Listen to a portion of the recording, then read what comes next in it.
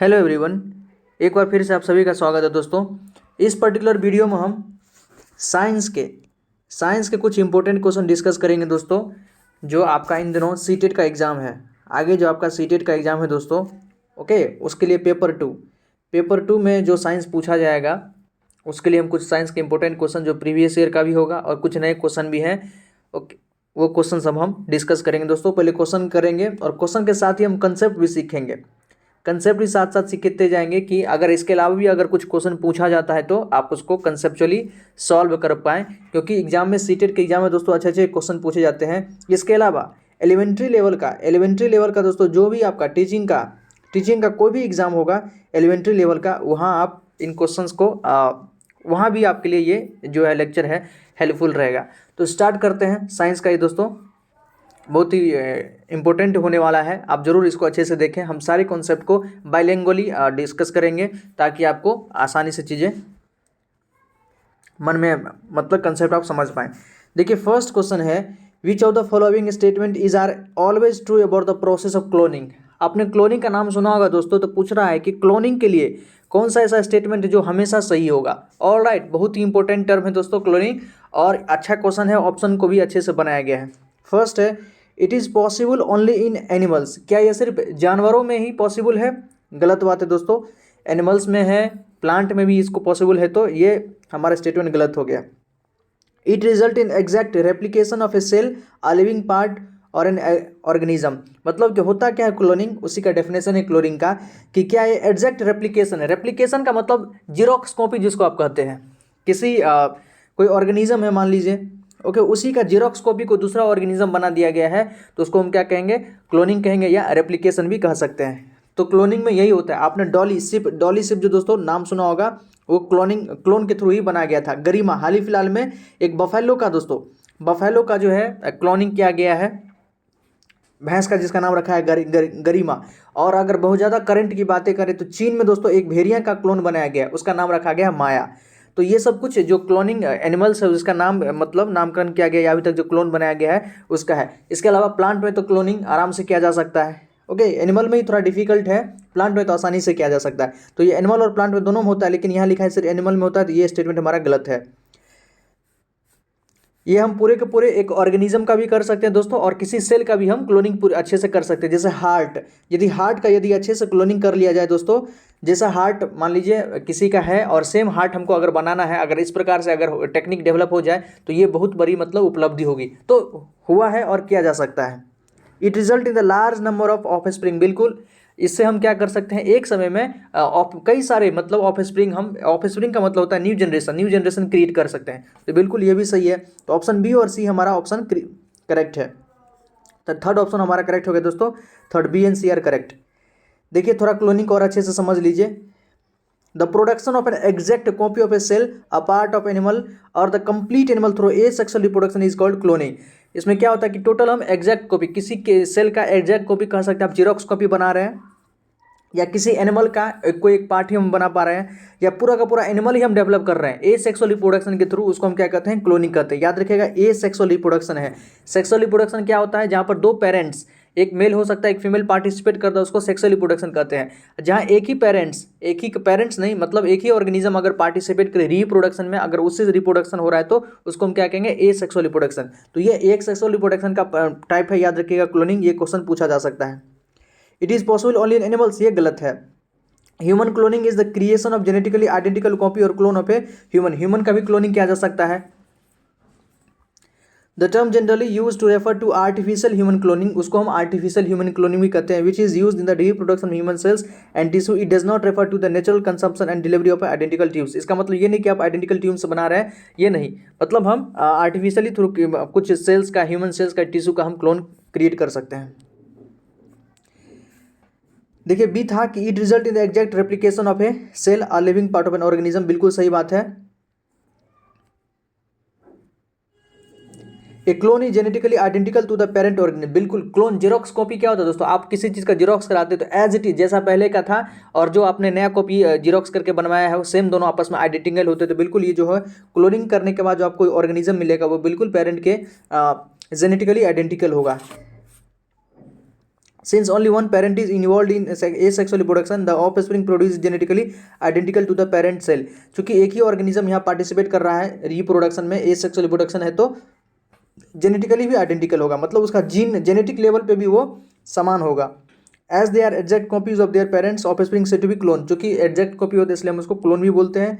This type of reproduction can be seen in prokaryote microbes and even in few eukaryotic single cell and multi cell entities. देखिए जो आपका prokaryotic, आप prokaryote के eukaryotic के बीच में difference जानते होंगे दोस्तों, तो प्रोकैरियोटिक माइक्रोब्स में तो इसको देखा ही जाता है, और यूकैरियोटिक सिंगल सेल्ड, जैसे आपका यूकैरियोटिक सिंगल सेल आपका अमीबा हो सकता है, और कुछ मल्टी सेल्ड इंटाइटिस में भी इसको हम देख सकते हैं. Alright, it result in large number of offspring, बिल्कुल सही बात है.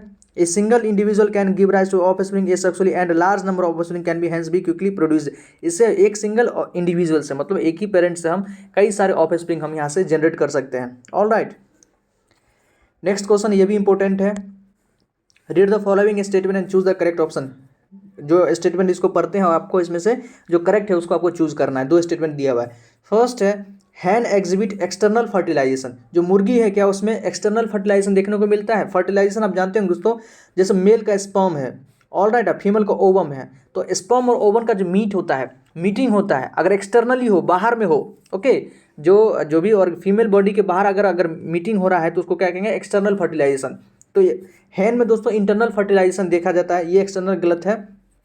एक्सटर्नल फर्टिलाइजेशन आप फ्रॉग में देख सकते हैं, फिशेज में देख सकते हैं. फ्रॉग में क्या होता है कि जो मेल फ्रॉग होता है वो अपना जो है स्पर्म है बाहर वाटर में रिलीज कर देता है, और फीमेल जो फ्रॉग है वो अपना जो ओवम में बाहर रिलीज कर देती है. आपस में वो दोनों जहाँ मीट करता है वहीं पर वो आइडेंटिकल, मतलब उसका ऑफस्प्रिंग क्रिएट हो जाता है. तो वहाँ एक्सटर्नल फर्टिलाइजेशन हमको देखने को मिलता है. हेन में इंटरनल होता है, ध्यान रखें, तो ये गलत हो गया. हेन is an oviparous animal. Oviparous और बीवीपेरस दो टर्मिनोलॉजी होता है दोस्तों. ओविपेरस क्या होता है, जो एग लेइंग एनिमल हो, जो भी एग मतलब अंडा देता है उसको हम ओविपेरस कहते हैं, और जो डायरेक्ट बच्चे को जन्म देता है उसको हम बीवीपेरस कहते हैं. जैसे मैमल्स बीवीपेरस है, आपका जितना भी जानवर वगैरह देखते हैं दोस्तों, गाय हो गया, भैंस हो गया, शेर, चीता, कुत्ता, बिल्ली, ये सब क्या आपका बीवीपेरस है, डायरेक्ट बच्चा पैदा करता है. तो हैन ओविपेरस है, बिल्कुल सही बात है. तो स्टेटमेंट 2 हमारा सही है और स्टेटमेंट फर्स्ट गलत है. यहाँ भी थर्ड ऑप्शन करेक्ट है. Statement 2 is true but statement 1 is false. हमने एक्सटर्नल फर्टिलाइजेशन इंटरनल फर्टिलाइजेशन के बारे में आपको दोस्तों अच्छे से बता दिया है. देखिए ओविपेरस बीवीपेरस के बारे में थोड़ा जान लेते हैं. Those animal which lay eggs are called oviparous animal. वैसा जानवर जो अंडा देता है उसको हम ओविपेरस कहते हैं. The fertilize eggs have calcareous shells and young ones hatch out after a period of incubation. जो फर्टिलाइज एग जो फर्टिलाइज होता है वो क्या होता है, उसमें कैल्केरियस सेल, मतलब कैल्शियम का उसमें सेल होता है, ऊपर कवच आप देखे होंगे अंडा में, तो देखते हो अक्सर आप देखते ही होंगे. और इंक्यूबेशन के बाद, हैचिंग होने के बाद उसमें से बच्चा नया जनरेशन निकलता है. एग्जाम्पल आपका ओविपेरस का, रेप्टाइल, जितना भी रेप्टाइल है, छिपकली वगैरह सब इस समय क्या है तो ओविपेरस है. बर्ड्स भी दोस्तों अंडा देती है तो ओविपेरस है. मुर्गी अंडा देती है, ओविपेरस है. ऑलराइट, विविपेरस क्या देखिए, the animals which give birth to young ones are called viviparous. वैसा जानवर या वैसा एनिमल्स कह सकते हैं जो बच्चे को, डायरेक्ट बच्चों को जन्म देती है, उसको हम क्या कहते हैं, विविपेरस कहते हैं. द फर्टिलाइज एग, जिसको हम जागोट कहते हैं, हैज़ नो सेल. ऑब्वियसली बात है, एनिमल में आपने ह्यूमन का ही बात कर ले दोस्तों, तो जो फर्टिलाइज एग होता है उसके ऊपर कोई सेल नहीं होता है. And develops into young ones inside the body of the female organism. और उसका जो ग्रोथ होता है, अब वॉम्ब में, यूट्रस में, अगर ह्यूमन की बात करें तो जो बच्चा फीटस होता है उसका ग्रोथ कहाँ होता है तो यूट्रस के अंदर होता है. तो फीमेल ऑर्गेनिज्म के अंदर ही उसका ग्रोथ होता है. एग्जाम्पल आपका the majority of mammals including human beings. जो अधिकतर आप मैमल्स देखते हैं, मैमल्स में हमने सारे के एग्जाम्पल दिया, कुत्ता, बिल्ली, ह्यूमंस ले सकते हैं आप, भैंस है, गाय है, बकरी है, इन सब में आपको इस प्रकार का विविपेरस आपको दिख सकता है. नेक्स्ट क्वेश्चन है, ये भी अच्छा क्वेश्चन है. एसर्शन और रीजन दिया हुआ है.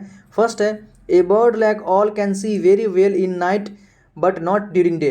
जो उल्लू होता है वो रात को बहुत अच्छे से देख सकता है लेकिन दिन को अच्छे से वो नहीं देख पाता है. बिल्कुल सही बात है. आपने उल्लू लोग अक्सर कहता ही है कि रात में अगर किसी को अच्छे से दिखे तो और दिन में ना दिखे तो उसको हम उल्लू अक्सर बोल देते हैं, मुहावरे में भी. Night birds have a few cons. बिल्कुल, देखिए रात में अगर अच्छे से दिखता है उसमें क्या है तो रॉड. याद रखिएगा, रॉड है नाइट विजन के लिए. अगर रॉड किसी में, रॉड सेल्स अगर अच्छे से डेवलप है, उसमें नंबर ऑफ रॉड्स ज़्यादा है तो उसको रात को अच्छे से दिखेगा. और कौन्स उसमें कम होगा, कौन सा कलर के लिए. And a large number of rods in retina. बिल्कुल, जो रेटिना है, ऑल का जो रेटिना है, उल्लू का जो रेटिना है दोस्तों, उसमें number of rods, rod cell की मात्रा बहुत ज़्यादा होती है, कौन सेल की मात्रा कम होती है. नाइट विजन के लिए रॉड्स यूजफुल होता है और कलर विजन के लिए आपका कौन्स विजिबल, कौन्स ज़्यादा यूजफुल होता है. तो स्टेटमेंट 1 स्टेटमेंट 2 बिल्कुल सही है। और स्टेटमेंट 2 दोस्तों जो आपका रीजन है असर्शन का बिल्कुल एक्सप्लेनेशन है, तो हमारा ऑप्शन क्या हो गया, first both assertion and reason है true and reason is the correct explanation of a assertion. देखिए the retina is made up of rods and cones which detect light intensity and colour respectively. जो हमारा retina होता है वो rod और कोन का बना होता है, जो हमारा रॉड है लाइट इंटेंसिटी और जो कोन है हमारा कलर को डिटेक्ट करता है। Because an owl has fewer cones, उल्लू के पास कोन्स की मात्रा कम होती है, मोर रॉड ज़्यादा होता है। It can see well at night but not during the day, इसलिए वो रात को आसानी से देख पाता है, दिन को उसको देखने में दिक्कत होता है। And owl can see well at night because rods were work in low light environment. Cones are required for good day time vision but there aren't enough of them in also retina. देखिए उसमें rod की संख्या ज़्यादा होती है और rod आसानी से मतलब लो लाइट में वो देख सकता है, तो इसलिए वो आसानी से रात को देख लेता है। कोन की संख्या उसमें कम होती है, इसलिए डे टाइम वो आसानी से वो किसी चीज़ को नहीं देख पाता है। Furthermore an owl has a large cornea and large pupil to allow more light into its eye at night. देखिए उसका जो कॉर्निया भी बहुत बड़ा होता है, पुपिल भी बहुत बड़ा होता है। पुपिल आप देखे होंगे दोस्तों आँख में जो ब्लैक कलर का होता है वो पुपिल है उसका, तो पुपिल भी बहुत ज़्यादा होता है। इसलिए लाइट अगर रात में कम लाइट में भी है तो उसका पुपिल थोड़ा वाइड हो जाता है, ज़्यादा से ज़्यादा लाइट उसके अंदर पहुंच पाता है, तो इसलिए चीज़ों को आसानी से देख पाता है। As a result owl can see very well at night but not during the day, इसलिए वो रात को अच्छे से देख पाता है, दिन में थोड़ा उसको परेशानी होती है। नेक्स्ट क्वेश्चन है which of the following statement are not true, इसमें से आपको गलत क्या है वो बताना है, कौन सा स्टेटमेंट गलत है वो बताना है। फर्स्ट है the number of cells in an elephant is more than number of cells in a monkey. बिल्कुल सही बात है। जो आपका हाथी है, हाथी कितना विशाल का है दोस्तों, उसको तो कहते हैं कि लार्जेस्ट मैमल ऑन लैंड। अगर लैंड पर सबसे बड़ा मैमल की बात करें तो वो क्या है, आपका हाथी है। तो अगर शरीर बड़ा है तो उसमें नंबर ऑफ सेल भी ज़्यादा होगा, ये बिल्कुल सही बात है हमारा। सेकंड है the size of cell in an elephant is larger than size of cells in a monkey. बिल्कुल नहीं दोस्तों, सेल का जो साइज होता है लगभग सेल का जो साइज है सबका लगभग बराबर, चाहे मंकी हो, एलिफेंट हो, ह्यूमन हो, गोट हो, चूहा हो, किसी का सेल का साइज लगभग बराबर होगा। नंबर ऑफ सेल ज़्यादा हो सकता है, कम बेसी हो सकता है, साइज जो सेल का है वो तो सबका बराबर ही होगा, तो ये हमको गलत लग रहा है। Shape of cells in elephant is different than shape of cells in monkey. बिल्कुल दोस्तों, जो शेप होता है, शेप ऑब्वियसली बात है, शेप अलग अलग मतलब उसका जो है एलिफेंट का शेप साइज सेल का जो शेप होगा अलग होगा, मंकी का जो सेल का शेप होगा अलग होगा। तो बी और सी हमारा स्टेटमेंट करेक्ट है। हमसे पूछा है दोस्तों कि कौन सही नहीं है, तो पहला स्टेटमेंट तो बिल्कुल सही बात है कि सेल का नंबर जो है एलिफेंट में ज़्यादा होगा, मंकी में कम होगा, तो ये स्टेटमेंट हमारा सही है। हमसे पूछा गलत कौन कौन है, तो सेकंड ऑप्शन गलत है दोस्तों। साइज, सेल का जो साइज हमने बात किया था, चाहे एलिफेंट हो, मंकी हो, रैट हो, ह्यूमन हो, गोट हो, बेफेलो हो, टाइगर हो, लायन हो, सेल का जो साइज है दोस्तों, क्योंकि cell is the smallest and structural and functional unit of life. Life का स्मॉलेस्ट यूनिट है दोस्तों, चाहे कोई भी ऑर्गेनिज्म हो सबका सेल का साइज बराबर ही होगा। हाँ, अलग अलग जो सेल है उसका शेप अलग अलग हो सकता है, लेकिन सेल का साइज सबका मतलब सेम ही होगा। Shape of cell in elephant is different than shape of monkey, बिल्कुल नहीं, क्योंकि दोनों मैमल्स हैं तो दोनों का जो सेल का शेप होगा वो भी सेम होगा। तो हमसे पूछा कौन कौन गलत है, तो स्टेटमेंट बी और स्टेटमेंट सी गलत है दोस्तों। ऑल राइट, तो B and C statement are incorrect. देखिए इसको और अच्छे से देख लेते हैं, कंसेप्ट इसका देख लेते हैं। The size of the organism is not determined by the size of the cell. Size किसी भी ऑर्गेनिज्म का जो साइज होता है दोस्तों, जैसे मंकी यहाँ पर छोटा है और एलिफेंट बड़ा है, तो उसके सेल के साइज पे डिपेंड नहीं करता है। हमने पहली बात किया दोस्तों, सेल का जो साइज है अगर मैमल है तो सबका सेम ही होगा। It is the number of cell that differs determine the size of the various organism. हाँ, नंबर ऑफ सेल्स अलग अलग ऑर्गेनिज्म का अलग अलग हो सकता है। अगर हाथी बड़ा है तो उसमें नंबर ऑफ सेल्स ज़्यादा होगा, मंकी छोटा है तो उसमें नंबर ऑफ सेल्स कम होगा, ये सही है। The cell size of monkey and that of the elephant are nearly identical, hence statement B is false. चाहे मंकी हो या एलिफेंट हो, दोनों का जो सेल का साइज होगा नियरली आइडेंटिकल, थोड़ा बहुत डिफरेंस तो हो सकता है लेकिन नियरली कह सकते हैं कि कम बेस वो आइडेंटिकल ही होता है, इसलिए स्टेटमेंट 2 हमारा गलत हो जाएगा। A large organism such as elephant has many more cells than a smaller organism such as monkey, hence statement 1 is true। Obviously बात हमने इसको डिस्कस किया कि एलिफेंट चूंकि बड़ा है तो उसमें सेल का नंबर उसमें ज़्यादा होगा। The cells of elephant are not larger than those of a rat, only the number of cells differ। हमने पहले ही बात किया दोस्तों कि जो है एलिफेंट है उसमें सेल का number, the cells of an elephant are not larger, cell का साइज बड़ा नहीं हो सकता है। ओके, सेल का साइज नहीं बड़ा हो सकता, नंबर जरूर ज़्यादा हो सकता है। हाथी बड़ा है तो हाथी में सेल का नंबर ज़्यादा हो सकता है लेकिन साइज लगभग आइडेंटिकल ही होगा। The shape of the cell of the monkey and the elephant are similar, इसको हमने बात किया है। नेक्स्ट क्वेश्चन है इंपॉर्टेंट क्वेश्चन दोस्तों, वेल है आपका, शार्क है, dolphin and fish are all aquatic animals. सभी मतलब एक्वेटिक मतलब क्या, जो पानी में रहते हैं उसको एक्वेटिक एनिमल कहते हैं, तो ये सभी पानी में रहते हैं। विच of the following statement describe the respiratory system correctly. आपको बताना है कि वेल, शार्क, डॉल्फिन और फिश में एक मतलब ये जो है अलग अलग ऑर्गेन से रिस्पायर करते हैं, तो कौन किससे रिस्पायर करता है वो आपको बताना है। All of them breathe through lungs, गलत बात है दोस्तों। हम जानते हैं कि वेल क्या है, वेल मैमल है दोस्तों, तो मैमल नाक से नॉस्ट्रिल के थ्रू अपना रेस्पिरेशन करता है, तो ये गलत हो गया। ओके, मछलियां गिल से करती है, वेल हम जरूर वेल मछली कहते हैं उसको, ओके, लेकिन वो है मैमल है दोस्तों, है मैमल, तो मैमल नाक से करता है, ये सॉरी मैमल जो है लंग्स के थ्रू रिस्पायर करता है। Whales and fish breathe through gills, whales फिर यहाँ आ गया, वेल्स गिल से नहीं करता है दोस्तों, वेल्स करता है आपका लंग से। Shark and dolphin breathe through lung से, डॉल्फिन दोस्तों, डॉल्फिन भी क्या है, मैमल है, तो डॉल्फिन तो लंग से करता है, लेकिन शार्क लंग से नहीं करता है। शार्क आपका क्या हो गया, शार्क मछली है, शार्क जो है मछली है वो गिल्स के थ्रू करता है, तो ये भी गलत हो गया। Whales and dolphin breathe through lungs, बिल्कुल सही बात है, जो वेल और डॉल्फिन होता है चूंकि वो मैमल है तो वो लंग्स के थ्रू ब्रीथ करता है। आपको पता होगा दोस्तों, जो मैमल है वो लंग्स के थ्रू ब्रीथ करता है, जो फिश है वो गिल्स के थ्रू ब्रीथ करता है। ऑल राइट, इसलिए स्टेटमेंट 4 हमारा करेक्ट हो गया।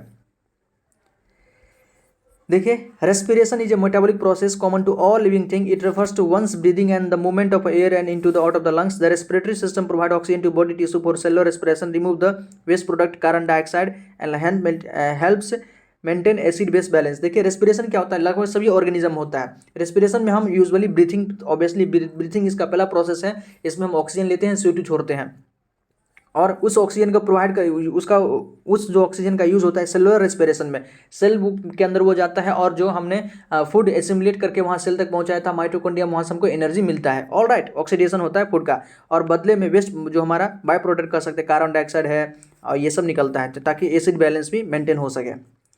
Different animals use different organism for their respiration, अपने अपने मतलब अलग अलग ऑर्गन का रेस्पिरेशन के लिए यूज़ करता है। कुछ एग्जाम्पल देखिए, ह्यूमंस लंग्स का यूज़ करता है। Silver fish trachea, silver fish जो है आपका ट्रेकिया का इस्तेमाल करता है। सी स्कर्ट फेरेंजियल गिल्स, जो सी स्कर्ट होता है फेरेंजियल गिल्स का इस्तेमाल करता है। फिश जैसे आपका शार्क हो गया, ये गिल्स का इस्तेमाल करेगा, और फिश डॉल्फिन एंड वेल जो है आपका लंग्स का करेगा। क्यों, कारण क्या है दोस्तों, वेल और डॉल्फिन क्या है, मैमल है, मैमल लंग्स के थ्रू रेस्पिरेशन करता है, तो इसलिए यहाँ भी लंग्स हो गया। ऑल राइट, ये ध्यान रखें। ये सब हम डिस्कस कर लिए दोस्तों। नेक्स्ट क्वेश्चन है, इंपॉर्टेंट है, choose the correct sequence of step of removal of waste in the human excretory system. मतलब ह्यूमन एक्सक्रीटरी सिस्टम में वेस्ट किस प्रकार से एक सीक्वेंस के थ्रू फ्लो करता है वो आपको बताना है। हम जानते हैं कि सबसे पहले दोस्तों हमारे पास 2 किडनी है, एक लेफ्ट किडनी है और एक राइट किडनी है। किडनी एक लेफ्ट है एक राइट है दोस्तों। किडनी से आपका यूरेटर, ये यूरेटर है आपका, यूरेटर जुड़ा होता है, यूरेटर से आपका ये यूरिनरी ब्लडर जुड़ा होता है, यूरिनरी ब्लडर से आपका ये आपका यूरेथ्रा होता है। यूरेथ्रा मेल में हो सकता है, यूरेथ्रा ही आपस में आगे आगे पेनिस है, और फीमेल में वेजाना के थ्रू ये जो है हमारा यूरिन जो है पास हो जाता है। तो ये पूरा सीक्वेंस है। सबसे पहले आपका किडनी है, फिर ये यूरेटर है, फिर ये यूरेथ्रा है, और फिर आपका सॉरी यूरेटर के बाद आपका यूरिनरी ब्लडर हो गया, यूरिनरी ब्लडर हो गया ये, और ये आपका यूरेथ्रा हो गया। तो ये सीक्वेंस याद रखें, ये 2 यूरेटर होता है, तो जिस ऑप्शन में होगा वही हमारा सही हो गया। देखिए दोस्तों, किडनी है, यूरेटर है, यूरिनरी ब्लडर है और यूरेथ्रा है। ऑल राइट, ये यूरेथ्रा आपका हम बताए थे मेल में पेनिस के थ्रू, और फीमेल में वेजाना में जाके वो मर्ज हो जाता है, और वहाँ के थ्रू यूरिन पास हो जाता है। एक्सक्रीटरी सिस्टम इस प्रकार से काम करता है। देखिए, the system of the organ which use to remove the waste product और from the body is called the human excretory system. वह सिस्टम जिसका इस्तेमाल हम अपने वेस्ट प्रोडक्ट को बाहर निकालने के लिए करते हैं उसको हम रेस्पिरेटरी एक्सक्रीटरी सिस्टम कहते हैं। The major waste product generated in the human body is urea. हमारे शरीर का जो सबसे ज़्यादा अगर वेस्ट प्रोडक्ट देखें तो सबसे पहले क्या, तो यूरिया है। उसके अलावा कुछ टॉक्सिन्स हो सकता है जो हमारे शरीर में, ऑब्वियसली एसिड बेस बैलेंस जो होता है उसके थ्रू, या हम लोग जो बहुत चीज़ खाते हैं दोस्तों उसमें कुछ ना कुछ टॉक्सिन तो थोड़ा बहुत हम ले ही लेते हैं, या लीवर में वो जब जाता है, लीवर से वहाँ जो जूस निकलता है, लीवर जो हमारा बहुत सारे को डाइजेस्ट करता है, तो वहाँ भी कुछ टॉक्सिन रिलीज होता है। Urea is eliminated by kidney, urea kidney के थ्रू एलिमिनेट होता है by the process of urination and solid waste are removed from the body in the intestine by the intestines. The human excretory system में क्या क्या आपका eliminate the waste such as salt है। Human excretory system से हम salt को excrete करते हैं। कार्बन डाइऑक्साइड है, नोज के थ्रू हम कार्बन डाइऑक्साइड रिलीज करते हैं दोस्तों। यूरिया है आपका, यूरिक एसिड है, water produce by the body. The path of the urine in this human system, जो यूरिन का एक्सक्रीटरी सिस्टम में पाथ है वो कुछ इस प्रकार से जो हम पहले डिस्कस किए हैं कि हमारे पास किडनी है, वहाँ से यूरेटर जुड़ा होता है, यूरेटर यूरिनरी ब्लडर में आया, यहाँ पर यूरिन स्टोर होता है, और बहुत ज़्यादा स्टोर जब हो जाता है तो यूरेथ्रा के थ्रू वो बाहर निकल जाता है। तो ये पूरा सीक्वेंस है, इसको ध्यान रखें, क्वेश्चन पूछा जा सकता है। नेक्स्ट क्वेश्चन है, which part of the following feature to help polar bear in adaptation in polar region. देखिए पोलर बियर जो होता है हम जानते हैं कि बहुत ही हार्श हैबिटेट, जहाँ पर मतलब बहुत ज़्यादा बर्फ गिरता है दोस्तों, अंटार्कटिक रीजन में ये पोलर और ये बियर सब रहते हैं। तो उसका कौन सा ऐसा एडेप्टेशन है जो उसको वहाँ पर पोलर रीजन में उसको हेल्प करता है? तो वाइट फर, बिल्कुल जो उसमें वाइट फर होता है ये उसको एक एडेप्टेशन का ही पार्ट है। उस फर में क्या होता है, एयर ट्रैप हो जाता है जिसके कारण उसको ठंड नहीं लगती है। Long curved sharp clause, clause जो उसका होता है दोस्तों पंजा कह सकते हैं, वो उसको बर्फ पर आसानी से चलने में उसको हेल्प करता है। और वेव्ड फीट, ये भी उसको आसानी से, ताकि वो बर्फ पर चल पाए। तो ये तीनों चीज़ उसको एडेप्टेशन का एक पार्ट है पोलर रीजन में, पोलर बियर में। तो ये तीनों चीज़ उसको एडेप्टेशन का एक पार्ट है, पोलर रीजन में हेल्प करता है। तो ABC ऑल आर करेक्ट है, फोर्थ ऑप्शन करेक्ट है दोस्तों ABC। देखिए इसका एक्सप्लेनेशन हम देखते हैं। Animals are adapted to survive in the condition in which they are live. जो भी एनिमल्स है खुद को एडेप्ट कर लेता है सर्वाइवल के लिए जहाँ वो रह रहा है। Animals that live in extremely cold और hot climate must have special feature to protect themselves from the extreme cold और हीट। जो एनिमल्स चाहे एक्सट्रीम कोई एक्सट्रीम कोल्ड में रह रहा है, कोई एक्सट्रीम हॉट में रह रहा है दोस्तों। एक्सट्रीम कोल्ड तो हम पोलर बियर को देख लिए, एक्सट्रीम हॉट जैसे आप सहारा डिजर्ट दे सकते हैं, मरुस्थल के इलाके में जो भी जीव रहते हैं वहाँ पर टेम्परेचर भी बहुत ज़्यादा रहता है, रात का भी और दिन का, दिन में टेम्परेचर बहुत ज़्यादा हो जाता है, रात में बहुत कम हो जाता है। तो ये सब एक्सट्रीम क्लाइमेट है। यहाँ भी जो जीव रहते हैं कुछ न कुछ ऐसा एडेप्टेशन खुद में डेवलप कर लेते हैं ताकि वो वहाँ पर सर्वाइव कर सकें। Extreme climate exists in the polar region for the majority of the year. These regions are covered with snow and extremely cold. क्योंकि जो पोलर रीजन होता है दोस्तों वहाँ साल के लगभग बहुत सारे, मेजोरिटी मतलब साल का जो बहुत ज़्यादा भाग होता है वहाँ पर बर्फ ही गिरते रहता है, तो बहुत ज़्यादा ठंड पड़ती है। The sun does not set for 6 months at the poles and it does not rise for 6 months। हम जानते हैं कि जो पोल है, चाहे उत्तरी ध्रुव दक्षिणी ध्रुव दोस्तों, वहाँ सूरज 6 महीना आता है, 6 महीना नहीं आता है। Temperature can drop -37 degree Celsius during the winter. मतलब इतना टेम्परेचर कम हो सकता है, -37 डिग्री सेल्सियस दोस्तों, ये तो थोड़ा कम बताया है। अभी आपका यूएसए और कनाडा में जो कह सकते हैं बम चक्रवात चल रहा है दोस्तों, वहाँ का तापमान है -45 डिग्री के आसपास। समझ सकते हैं कितना कम तापमान गया है। बहुत सारे आदमियों को वहाँ पर डेथ हो गई है। बम चक्रवात चल रहा है, मतलब एक प्रकार से जो शीतलहरी अपने सब कहते हैं, हम सब कहते हैं शीतलहरी, उसी प्रकार से वहाँ पर बम चक्रवात चल रहा है, जिसके कारण -45 डिग्री टेम्परेचर है। सरकार ने मतलब सभी को कहा है कि जो अति आवश्यक काम है तभी घर से बाहर निकले। इमरजेंसी जैसा स्थिति हो चुका है वहाँ पर, जो वहाँ का बहुत ज़्यादा एक्सट्रीम जो कोल्ड वाला रीजन है वहाँ पर। Animals living there have adapted to these severe condition. और यहाँ भी एनिमल्स जो है खुद को एडेप्ट कर लेते हैं इस कंडीशन में रहने को। पोलर बियर है वाइट फर, पोलर बियर के पास वाइट फर होता है, so that they are not easily visual in the snowy white background. पहला तो अगर मान लीजिए कोई कभी उसका शिकार करने के लिए जाए तो उसके पास वाइट फर है, वो कैमोफ्लेज हो जाते हैं। आप कैमोफ्लेज शब्द सुने होंगे दोस्तों, उसको कैमोफ्लेज में मदद कर देता है, ताकि अगर कोई उसका शिकार करना चाहे कोई दूसरा एनिमल भी, तो वो उसमें बर्फ ही बर्फ दिखे उसको, ताकि उसको बचने में भी इसको प्रोटेक्ट मिलता है। It protect them from predator, उसको शिकारियों से बचाता है। It also help them in capture of the prey, और इसको वो अपने दूसरे शिकार को हेल्प मतलब पकड़ने में भी उसको हेल्प करता है। They have 2 thick layer of fur to protect them from the cold. ठंडा से बचने के लिए उसके पास 2 मोटा मोटा लेयर होता है। It has long curved and sharp claws that allow to walk easily in the snow as well in swim. मतलब उसके पास जो क्लॉज होता है उसको एक तो उसको बर्फ पर चलने में हेल्प करता है, और ताकि पानी अगर कहीं पर आ जाए तो उसमें भी उसको तैरने में हेल्प करता है। It has a strong sense of smell. देखिए उसका सेंस ऑफ स्मेल भी बहुत ज़्यादा होता है। Which it use to catch prey for food, ताकि वो अपने भोजन को, जो शिकार है उसको आसानी से वो पकड़ सके। To help in swimming their paws are slightly webbed. स्विमिंग में हेल्प करने के लिए दोस्तों उसका जो टॉ होता है वो वेब्ड होता है। ओके, वेब्ड टॉ आप जैसे मुर्गियों सबको देखते होंगे, वेब्ड टॉ होता है, ताकि बत्तख में वेब्ड टॉ दिखता है दोस्तों, बत्तख में वो पानी में भी तैर लेता है, तो इसमें उसको हेल्प करता है। ऑल राइट, नेक्स्ट क्वेश्चन हम देखते हैं। नेक्स्ट क्वेश्चन है हमारे पास, adult silk moth has very short life span. जो एडल्ट सिल्क मॉथ होता है दोस्तों, उसका लाइफ स्पैन बहुत छोटा होता है बिल्कुल। ड्यूरिंग विच डे, उस समय वो क्या करता है? जो एडल्ट सिल्क मॉथ होता है उसका लाइफ स्पैन बहुत छोटा होता है, उसमें वो क्या करता है? तो फीड ऑन प्लांट सैप। चूंकि लाइफ स्पैन उसका बहुत छोटा होता है दोस्तों, वो फीड ही नहीं करता, ये तो गलत है। फीड ऑन मलबेरी, ये भी फीड करता है, फीड की बात करता है। फीड ऑन नेक्टर, वो फीड ही नहीं करता दोस्तों। Do not feed as they do not have functional mouth part.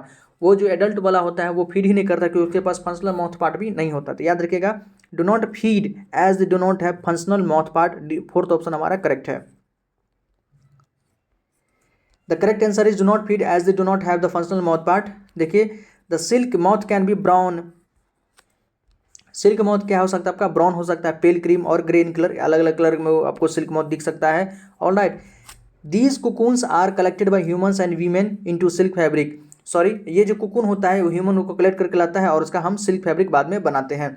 The silk moth caterpillar feeds on mulberry, जो सिल्क मॉथ का कैटरपिलर होता है, याद रखिए दोस्तों, कैटरपिलर मलबेरी ट्री के लीव्स पर वो फीड करता है। But adult silk moth do not have functional mouth part, लेकिन जो एडल्ट सिल्क मॉथ होता है उसके पास फंक्शनल माउथ पार्ट नहीं होता है, इसलिए वो फीड ही नहीं करता है, मतलब कुछ नहीं खाता है। दे डू नॉट ईट और drink and leave for only 1 or 2 weeks, वो कुछ नहीं खाता, नहीं खाता नहीं पीता है और मुश्किल से 1 और 2 सप्ताह के लिए ही जीवित रहता है। After emerging from their cocoons, जब वो कोकून से रिलीज हो जाता है। All domesticated moth which are silk moth lack functional mouth part, so they have extremely short life span. जितना भी आपका डोमेस्टिकेटेड मॉथ होता है, जो मतलब पालतू मॉथ है जिससे हम सिल्क बनाते हैं, जो कि सिल्क मॉथ होता है, उसके पास फंक्शनल माउथ पार्ट नहीं होता है और उसका लाइफ स्पैन भी बहुत छोटा होता है। All right, next question very very important question है दोस्तों, ये प्रीवियस ईयर में पूछा गया। एसर्शन रीजन्स है। फर्स्ट देखिए स्टेटमेंट है एसर्शन का, the human and caecum of ruminant have bacteria that helps in digestion. हम जानते हैं दोस्तों, जो भी रूमिनेंट एनिमल, आपका गाय क्या है, रूमिनेंट एनिमल जो पाज करता है। आप देखेंगे गाय भैंस दोस्तों, वो क्या करेगा, पहले पूरा का पूरा खाना खा लेगा, मतलब जल्दी जल्दी से खाएगा, पचाता नहीं उस समय, वो सिर्फ खाने पर मतलब अपना है पूरा ध्यान लगाता है कि जो मिला है पहले उसको खा लो, और उसके बाद वो रात सब कुछ समय बाद आराम से बैठ के उसको पाज करते रहता है, पाज करते, तो ये आप जानते होंगे। इसको रूमेन कहते हैं, रूमिनेंट एनिमल कहते हैं दोस्तों, जो इस प्रकार का जिसमें देखने को मिलता है। गाय भैंस में यूजुअली आपको दिख जाएगा।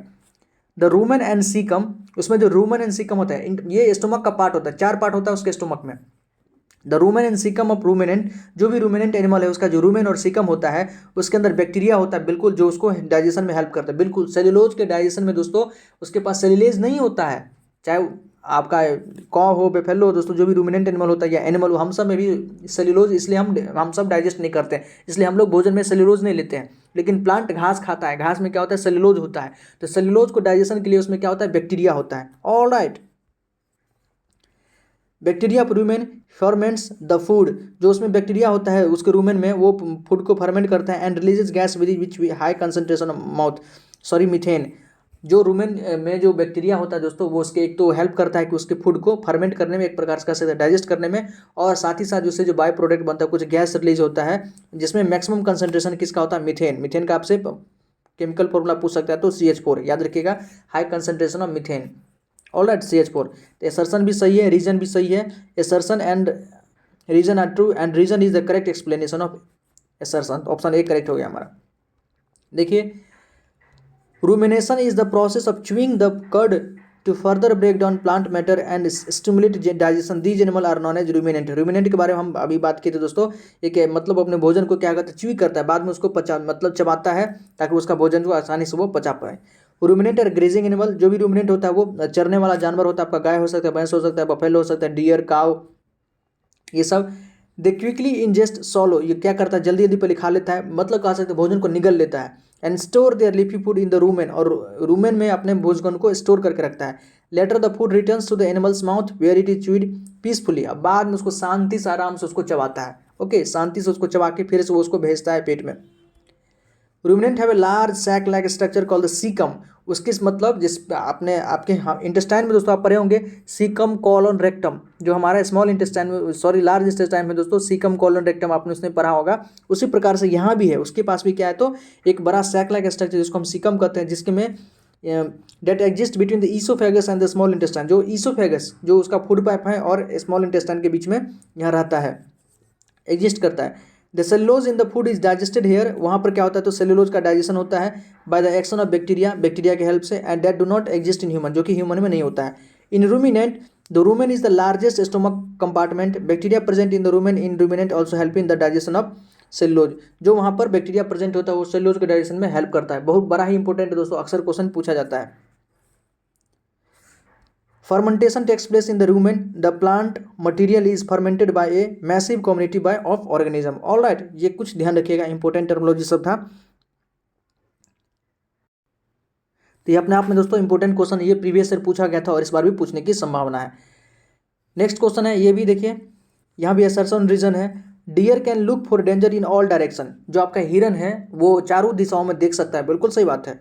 Dear have eyes on the side of their head, उसका जो सर होता है ना दोस्तों, उसके साइड में होता है, बिल्कुल साइड में होता है, यहाँ रहता है ना, इसलिए वो मतलब चारों बगल देख सकता है आपने, मतलब कोई उसका प्रीडेटर तो नहीं आ रहा है, इसको देखने में उसको हेल्प करता है। तो बिल्कुल सही बात है, 360 डिग्री डियर देख सकता है। तो बोथ एसर्शन है रीजन है करेक्ट है, reason is the correct explanation of assertion, option A हमारा करेक्ट है।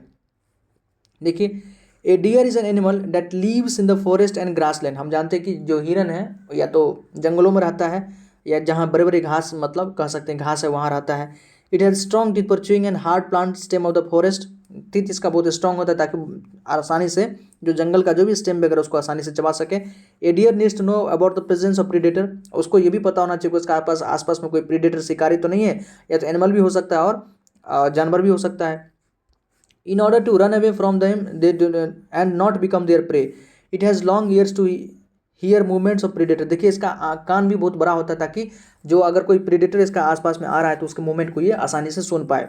ईश्वर ने सभी को कुछ न कुछ दिया है ताकि वो हर कंडीशन में खुद को एडेप्ट कर सके, अपना रक्षा कर सके। ऑलराइट, और पूरा एक बैलेंस बना हुआ रहे। तो दोस्तों जंगल में तो यूजुअली बैलेंस तो बना ही रहता है, अगर किसी ने बैलेंस बिगाड़ा है तो ह्यूमन ने ही उसको बैलेंस को बिगाड़ा है। और आज पूरी सिस्टम कह सकते हैं कि पृथ्वी पर एक प्रकार से हर चीज़ इम्बैलेंस हो गया। उसका मेन रीज़न है ह्यूमंस ने कहीं ना कहीं सब चीज़ को छेड़ दिया है। Okay, the eyes on the side of its head allow it to look it all direction. उसमें जो हेड की मतलब साइड में जो आंख होता है दोस्तों, जो उसको चारों दिशाओं में देखने में हेल्प करता है, 360 डिग्री देखने में हेल्प करता है ताकि वो प्रीडेटर से खुद को बचा पाए। The speed of the deer helps them to run away from the predator. Speed भी उसकी अच्छी खासी रहती है ताकि वो प्रीडेटर्स अपने शिकारी से थोड़ा अच्छे से वो भाग पाए। ओके, बहुत ज़्यादा तो नहीं होती लेकिन इतना होता है कि खुद को वो रक्षा कर पाए। ऑलराइट, ये कुछ साइंस से क्वेश्चन था दोस्तों पेपर 2 के लिए। सीटेट हो या कोई भी एलिमेंट्री एग्जाम हो दोस्तों जिसमें आपका साइंस एलिमेंट्री लेवल का पूछता है तो वहाँ पर आपको ये हेल्प करेगा। अच्छे क्वेश्चन थे, कंसेप्चुअल लेवल के क्वेश्चन थे जो एग्जाम में अक्सर पूछे जाते हैं और यहाँ मिस्टेक्स होने की चांसेस ज़्यादा होते हैं दोस्तों। तो ज़रूर इसको देखिएगा, आपको कैसा लगा ज़रूर कमेंट सेक्शन में बताएं। आप दोस्तों हमारे इस वीडियो को चैनल को लाइक कीजिए ताकि सब्सक्राइब भी कर लीजिए। आगे से कोई नोटिफिकेशन भी अगर आता है आपके एग्जाम से रिलेटेड तो हम भी आपको अपडेट करते रहेंगे दोस्तों टाइम टू टाइम। ऑलराइट, कोई क्वेरी दोस्तों, कोई पोर्शन में अगर प्रॉब्लम हो तो आप हमें पूछ सकते हैं, हम उसको डिस्कस करेंगे। बहुत बहुत धन्यवाद दोस्तों, जय हिंद।